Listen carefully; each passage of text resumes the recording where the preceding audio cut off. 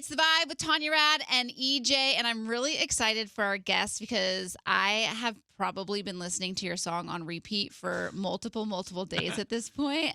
Please welcome Paul Russell to The Vibe. How's it going? Woo! Yeah. I'm really excited to have you.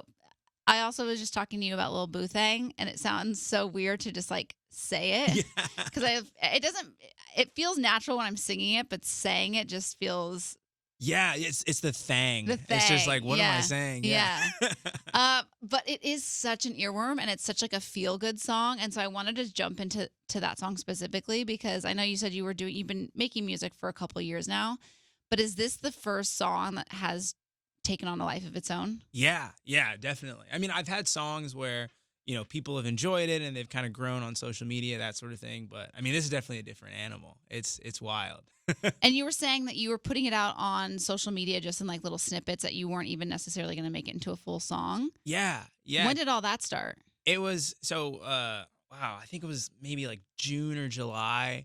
It wasn't supposed to be a song. It was just, I just was sitting around listening to music. I heard Best of My Love and I found an instrumental and I was just kind of freestyling over it. And then I recorded it and just put it on social as like, oh, this is like a fun thing. Like I thought that was cool. But I mean, I didn't think I could release it because, it uses a sample. But people loved it. And so I was like, oh my gosh, I guess there's something here. So then I had to figure it all out. But yeah, it's been crazy.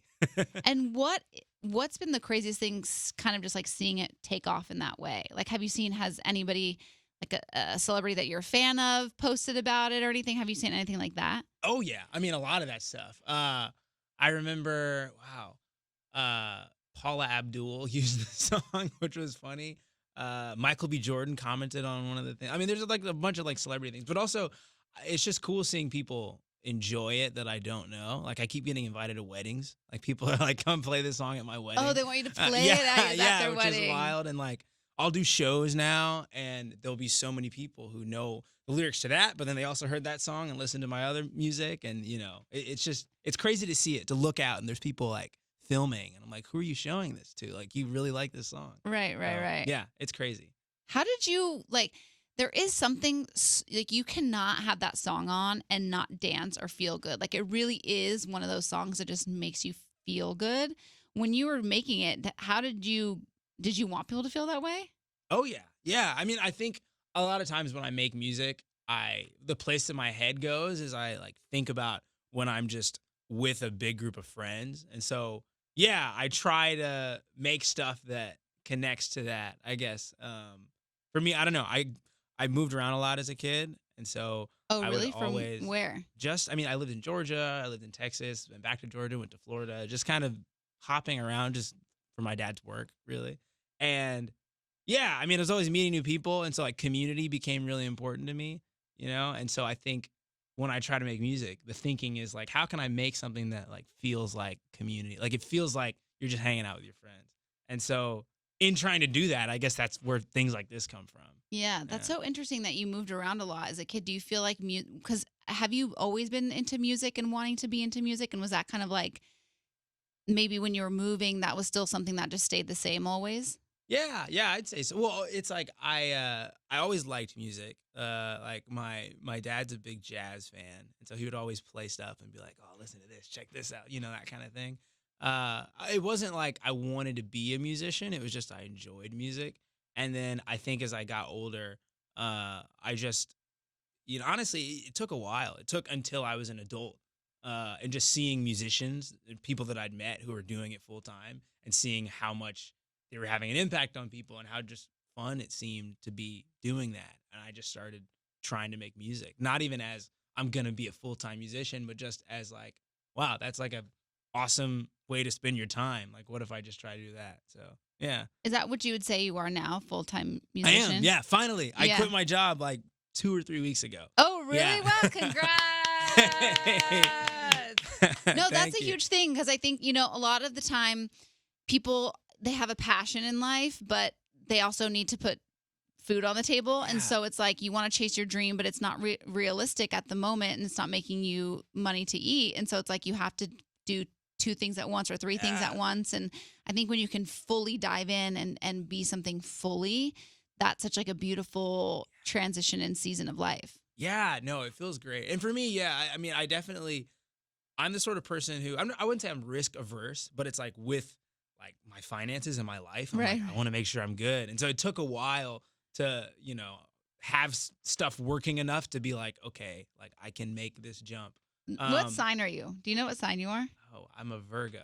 Oh, Yeah. interesting. Okay. Risk averse. I was like, Oh yeah, is that a Virgo trait? Or I don't know much about Virgos, so okay. yeah. I'll have to look it up. Yeah. But yeah. I mean, I definitely just, I don't know. I knew a lot of people who said like, I'm gonna go be a musician, and then they try it, and then it's like it doesn't work out right away, and it's a difficult thing. And so I was always like, okay, I hope this works. It'd be awesome if it did, but I want to just be patient with it and let it happen organically. And then if it happens, then hey, I'm living the dream. And it happened. And it happened organically. organically. It's why everything that has made my music career grow has been stuff that I didn't plan out. It's just random things that happen. So I feel like that's the way to do it. Just be patient and just, Walk me through another one. Wow. I mean, so before Lil Boo Thang, there was another song called Miss Poli Sci that, it didn't become as big as this, but it was another TikTok thing. It was a song that I had released, 6 months before any of this happened. But like I'd released the song, and 6 months later, someone posted just a TikTok with the song in it. And that video got 10 million views. And then a bunch of people just started streaming my song. And it's like you look at the chart on Spotify of my streams, and it's like there's a straight line, and then it just angles up. And it was just huge. And that definitely made it to where like it felt like, okay, music is like a thing that's really happening for me. But again, it was something where it was so much later, and it just randomly happened. Yeah. There's been shows that I've done where it happened because I met a guy walking down the street and was like, hey, there's a guy who I met him walking. He told me, hey, I was planning this show. We don't have someone, like we have an open slot. Like, do you know any musicians? And I was like, I'm a musician. And then I'm doing this show, and I get a lot of fans from that. So like stuff like that just happens. I believe in that stuff too. Yeah. That's how I got my first internship, or it's really my first job in radio. It was like totally somebody just like walking the halls, hearing me talk about where I was going to college in this specific city. And he was like, oh, I used to do radio in there. I know the program director. I'll introduce you. And I was like, that's so wild. So I totally believe in that stuff too. I love it. Yeah. No, it's great. And I like it when it happens that way, because I don't have to put the pressure on myself to make stuff happen, when I can think back to like everything good that's happened wasn't because I just grinded my life away. It was because like, it was meant to be. Yeah. Are you rooted in faith? Yeah. Okay. Yeah. It's a nice way to walk. Yeah. No, I mean, I definitely think it gives me so much perspective for what I'm doing. I mean, I think for the purpose of it, but also for the like not going crazy and just trying to, I think like, being able to be like, all right, I trust that God is in control of this situation. Like, that's big. Yeah. What is the next, like, what's next for you? Like, what are the next few weeks, few months? Like, what's the goal? Yeah. So obviously I'm going to let this song do its thing. Yeah, well, let's talk about that for a little before you can continue. Like, what is the hope with this song? Yeah, I mean, I think a lot of people like the song, and I think just like being able to just continue to try to put it in front of as many people as possible, get people to hear it. And I mean, I hope that it's something that, can be a song that stands the test of time and people keep hearing. The wedding thing, I keep getting invited to weddings. I'm like, are you going to any of these weddings? No, they keep being at times where I can't come, but I want to go to one. Yeah. I think that'd be so fun to just show up at someone's wedding. But I don't know. I see it being something that like, hopefully 30 years down the line, someone's still on their playlist at their wedding going, put Lil Boo Thang on. Yeah. I mean, it's not just weddings. It's just, I don't know. I want it to be a thing. Like a staple. A staple. Celebratory staple. Yeah. Because I don't think there's that many people making really celebratory music right now. I think because of just the state of the world. And so, I don't know. I think it feels good. And I think that's why it's connecting with people, that it feels like, oh, this is, this means something in this moment. And so, yeah. That's what I hope for it. All right. And then after that, probably another song or two. The goal is an album like next year, maybe early next year. I want to do some more of the funk and soul stuff and just, keep making stuff that makes people happy. Like I think of my lane as like, I make cookout music. like the sort of thing that you know, when you hear it, you want to like sing along with your friends, and that's kind of the goal, to just keep doing that. That's fun. That's really fun. Yeah. Is there, you said you wanted to make an album. Is there like a timeline, or you're just kind of going to go with the flow? Going with the flow. I mean, early next year for sure. I mean, a lot of it will depend on what, you know, just how things go. And so I think there's not a specific timeline, but yeah, I'm thinking like spring 2024. Okay. Yeah. And I know you mentioned that Lil Boo Thang samples another song. Can you walk me through how you go about, like, what is it, getting the rights to sample a song, or can anybody just do that?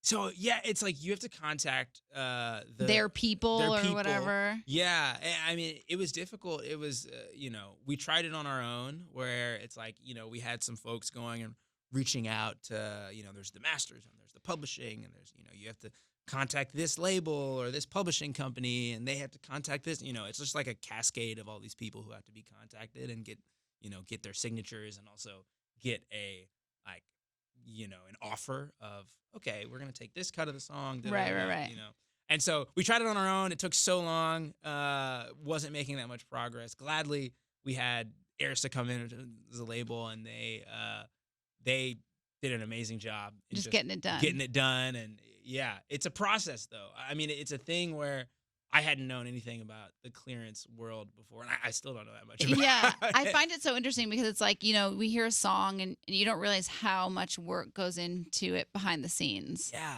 There's like a lot to it. Yeah, it's crazy, but it's cool also to like be a part of the story of that song. You know, it's wild. You know, you click on the like, you know, the Spotify like information about the song, and it'll have like, who are the writers, who are the da-da-da. And it's wild to see my name next to people who are like greats from the 70s, and it's like, oh, wait, right, right. I wasn't in the room with those people, but it's like cool to kind of feel like I'm part of their story in a way. So it's a way that song lives on. Yeah, exactly. Yeah, that's so cool. How did it feel when you heard your song for the first time on the radio? It was insane. So the first time for me was like a friend sending it to me, where they were in the car and they were like, look at what just happened. Like, I'm just sitting here in this Uber and your song is playing, which was crazy to me, that like, you know, there's a bunch of people that I have no idea about, that I don't know at all, who are, you know, in a car somewhere jamming out to my song, which, yeah, it's just so weird to fathom that. That's so fun. Well, thank you so much. I really appreciate you taking the time to be here. And where can everybody find you? Give us every social, everything. Oh, wow. So Instagram, it's just Paul Russell. That's my name. TikTok, Paul Russell Music. Spotify, it's just Paul Russell. Yeah, that's most of it. And as you keep making more music, please come by. You're always welcome on this show. I love it. Thank you so much for being here. Thanks for having me.